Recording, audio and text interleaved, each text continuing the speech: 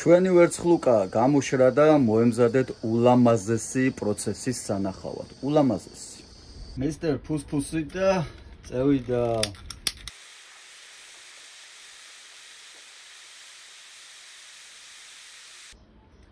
შევცვალეთ მიდგომა და ჯობია ასე ვქნათ.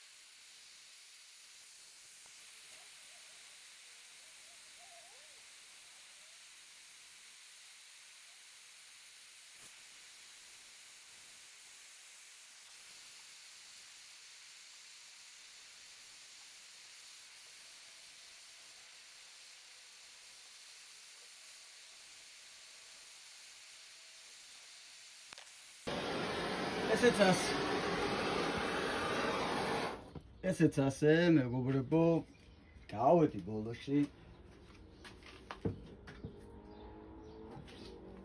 კაი ხანი მაწვალა, თუმცა მხოლოდ იმის გამო მაწვალა, რომ ჩემი ცეცხლი არ არის ისეთი ცეცხლი, რომელიც ჭირდება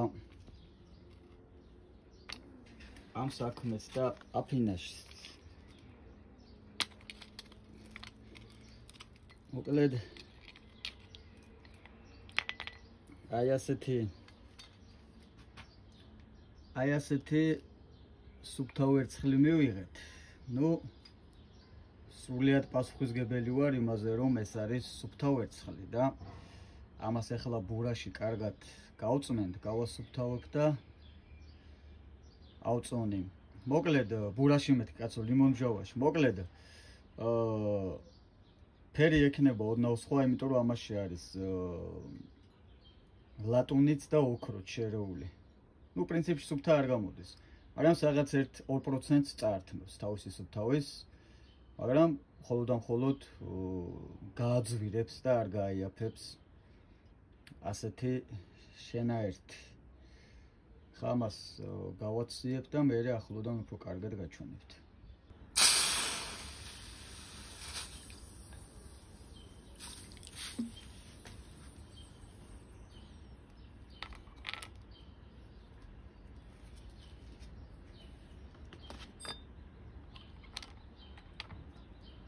აი ასეთი სუფთა ვერცხლი მივიღე, მეგობრებო, და მინდა გითხრათ, აი ეს ორმოები რაღაც რო ეტყობათ ხოლმე ეს ორმოები.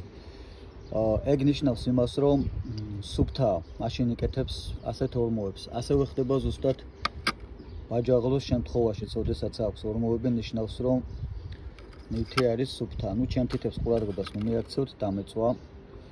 მოკლედ, ბარემ წონა ვნახოთ, რას ვიტყვით. როგორც ხედავთ, 0-0-ია სასწორი და ვნახოთ 15 გრამი და 62 მილიგრამი. აი ეს წონა მივიღეთ, მეგობრებო. მოკლედ, აწი უკვე იცით, როგორ გააკეთოთ ვერცხლის აფინაში. მადლობთ. შემიფასეთ, რაღაცა თქვით ხოლმე. ნუ იქნებით სიტყვა ძმწები.